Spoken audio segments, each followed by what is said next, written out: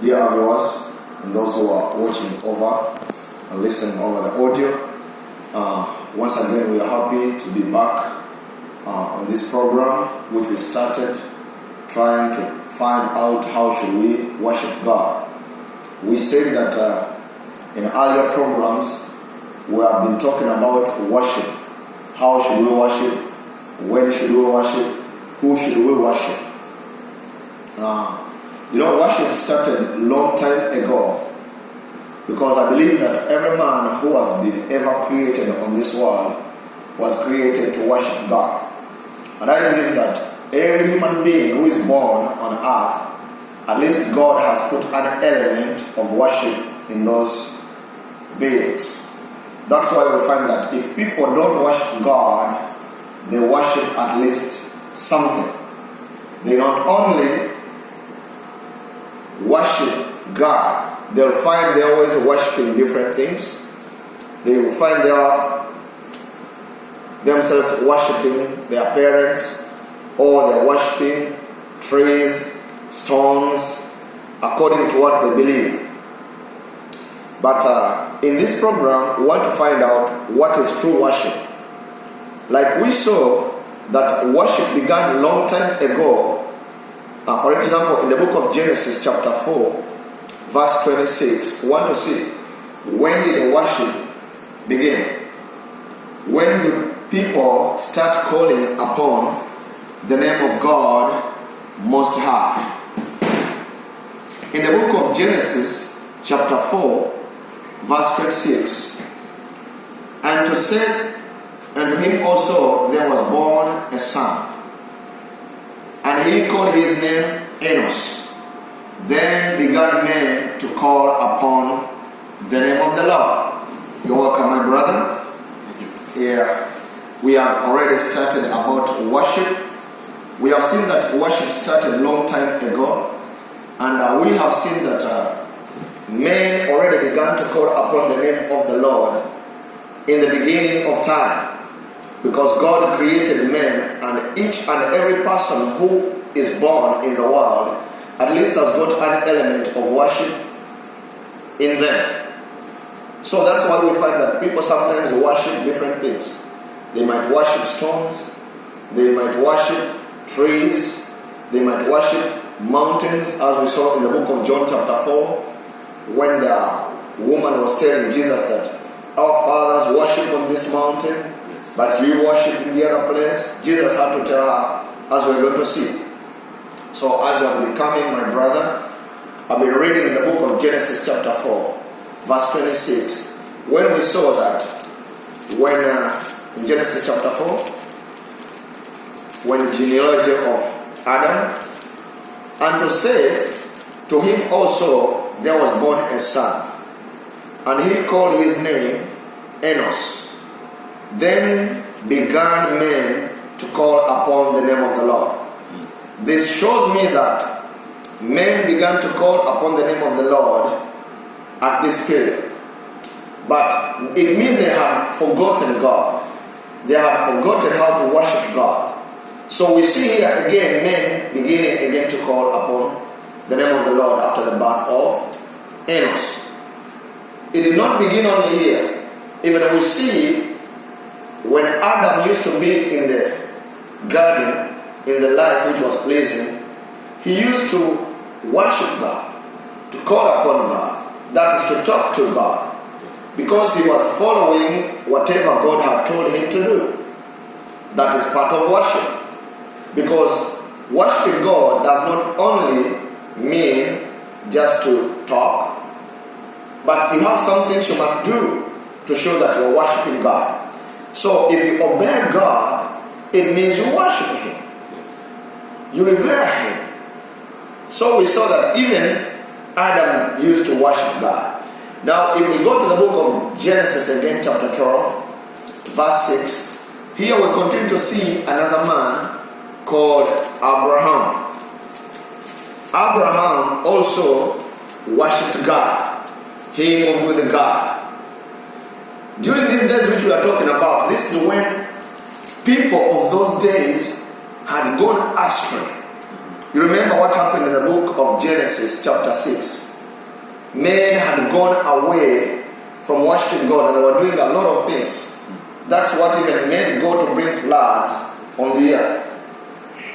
But we see God had already wanted men to follow his ways.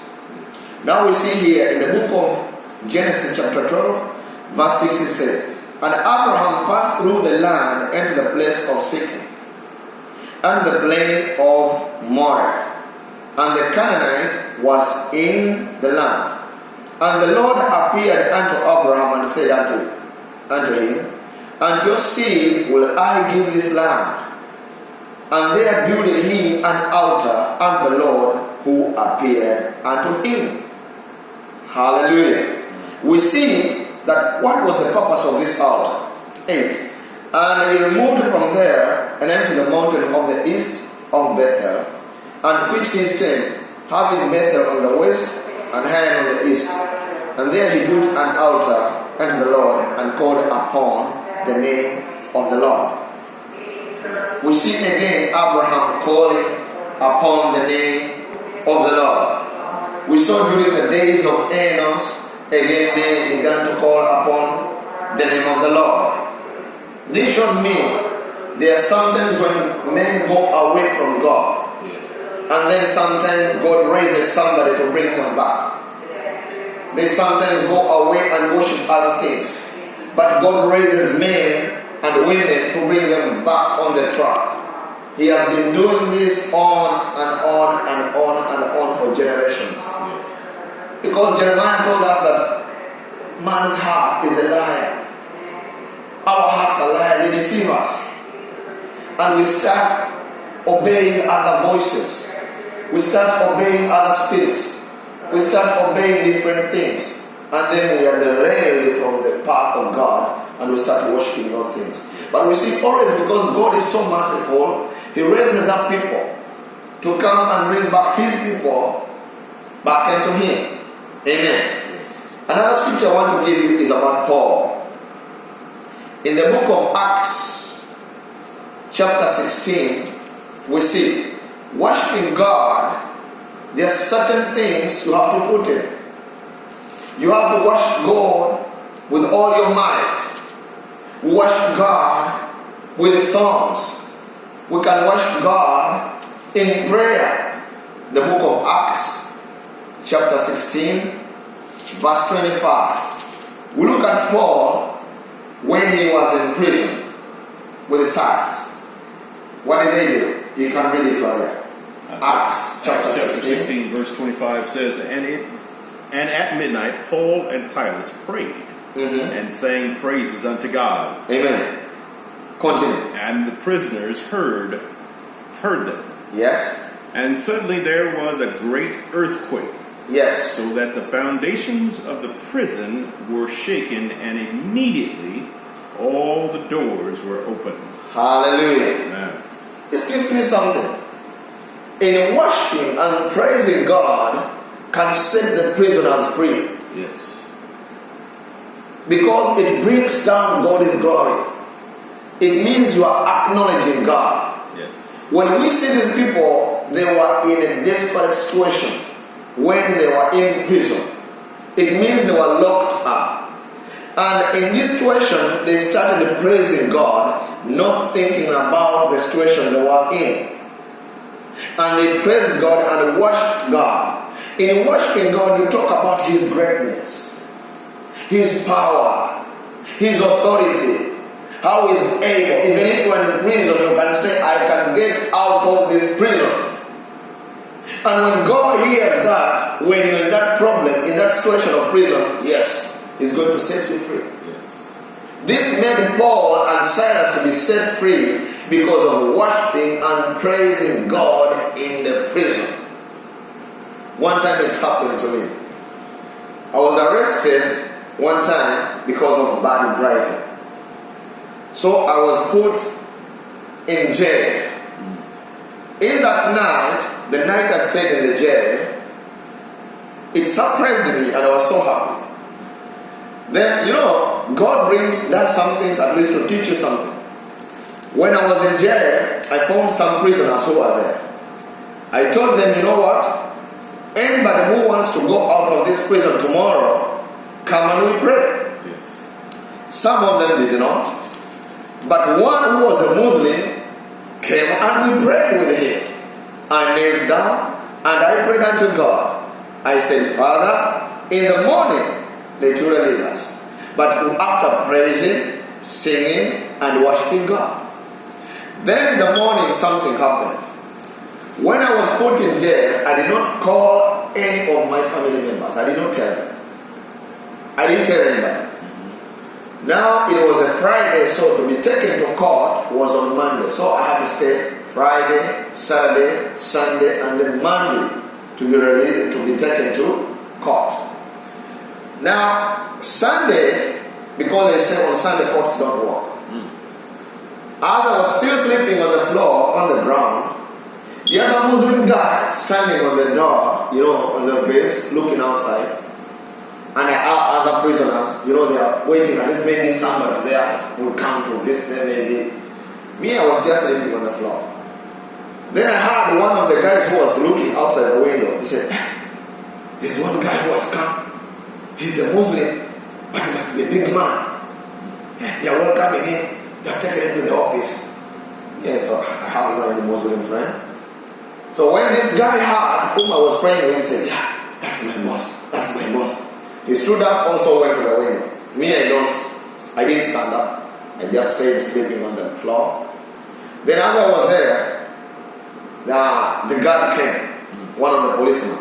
He came and called out to the other, hey, Jamil, who is Jamil? Then this guy said, I'm the one. Hey, come out. They opened the door for him. When he went, me, I stood on the ground. When he went, then these guys who did not pray, they said, you see, these guys prayed at night. Now this one is gone. I think this one is next. Yeah, I didn't wake up. I stayed because I knew nobody's going to come to see me. I did not call anybody. I knew I was going to be taken to court. Now as I was sleeping there on the floor, like 30 minutes, I had the door open. Who is pastor? Who is pastor? I woke up surprisingly because I was not expecting anybody. I woke up. Are you the pastor? I said yes. Come out, come out. I came out. They took me to the office. I found the OC seated in his seat, police station, and other policemen there. They said, we have seen that we should have to release you. I said, but I don't have money to pay for the police bond. I said, no. The police bond is free. We are going to release you and you are going home because we have seen you have no case to answer. Oh my God. I just glorified the God and I said to God, be the glory. Amen. Then I told them, I don't even have transport to take me back to my place. The man gave me 5,000, that's Ugandan shillings, that's like $3. Gave me $3, bought my taxi, go back. When I reached home, I found people in the church preparing to come and see me in the prison.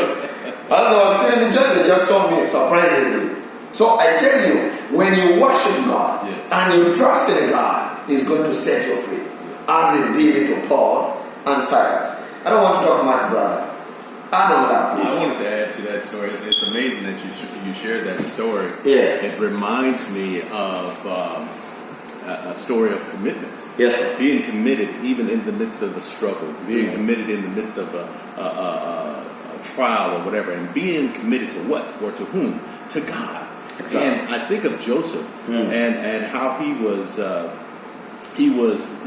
from prison to the palace, and how in the midst of that story, how he was in prison on a false case. Yeah. Somebody accused him of doing something he didn't do, and just for the fact that he was committed to doing God's work and he was faithful to God, and in doing so, that was a form, as you were speaking, a form of worship, being that commitment. And he did what he was supposed to do, informing people or prophesying as he should, or interpreting, I should say, as he should, and giving God the glory through it all. And out of that whole story, he was free.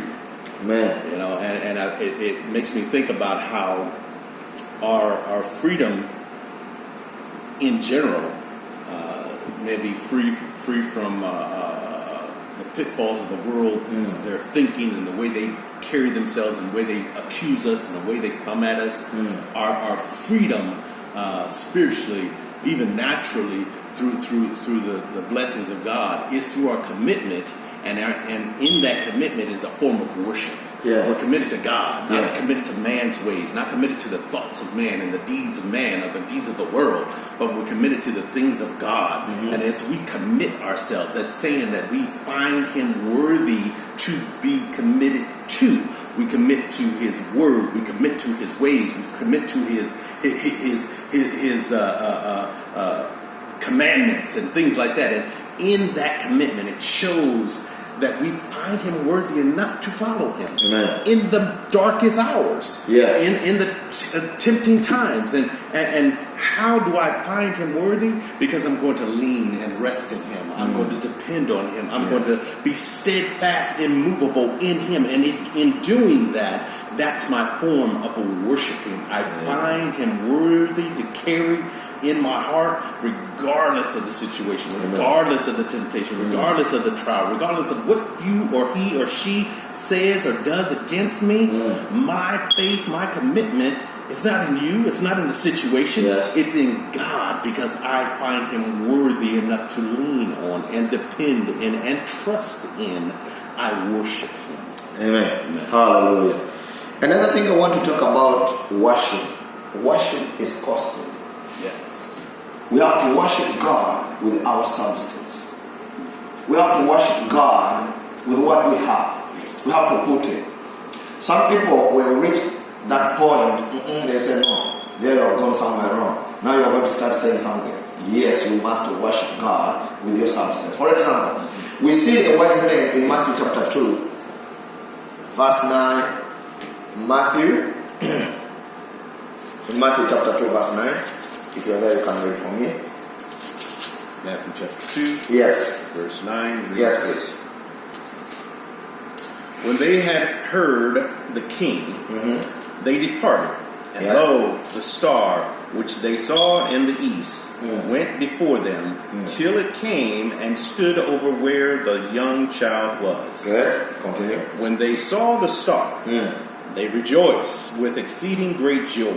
Yes. When they were come into the house, they saw the young child with Mary, his mother, and fell down and worshipped him. Amen. Continue. Up to 12. And when they had opened their treasures, they presented unto him gifts, gold, and frankincense, and myrrh. Yeah. And being warned of God in a dream that they should not return to Herod, they departed into their own country another way. Amen.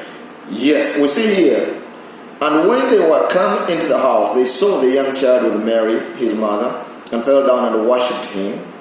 How? And when they had opened their treasures. If we talk about treasures, think about any treasure you think about. Yes. What did they do with their treasures? They presented unto him gifts. Yes. Okay?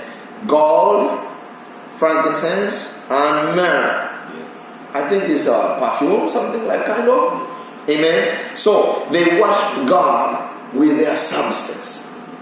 You see, they worshipped Him, and He gave him gifts, treasures.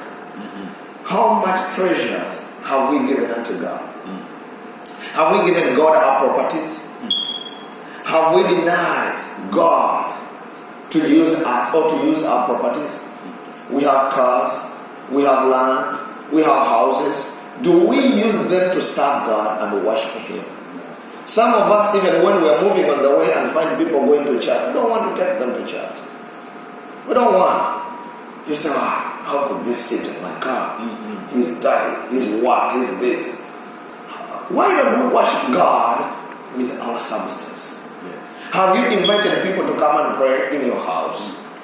Or you're chasing them away? I don't want those people here. Maybe they're going to bless you.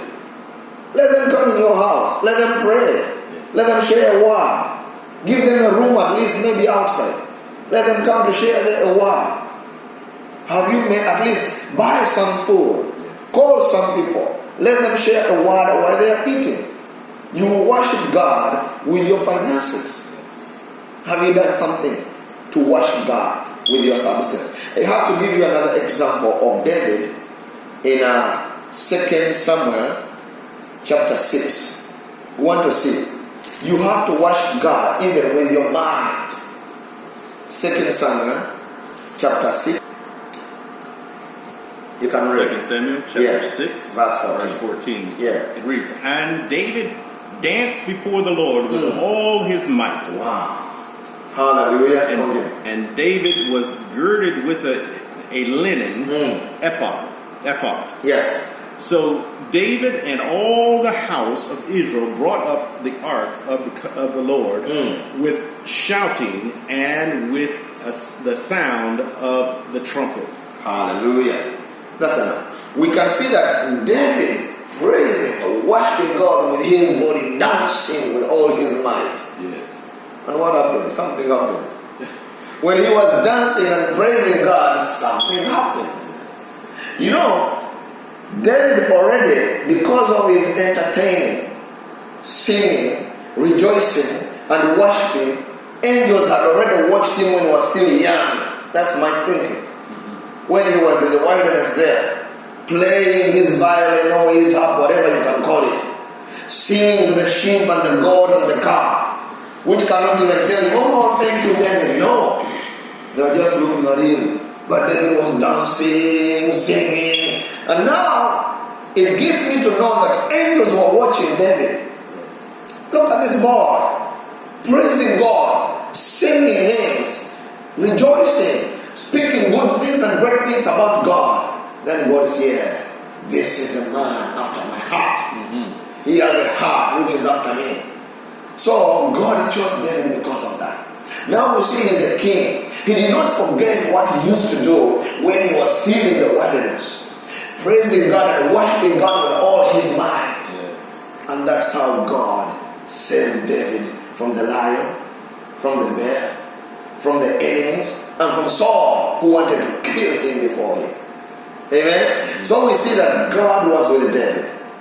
And David also worshipped God with his finances. We go to chapter 24 of the same book, verse 24. How did he do that? In the same book. You can read, brother. 24. 24.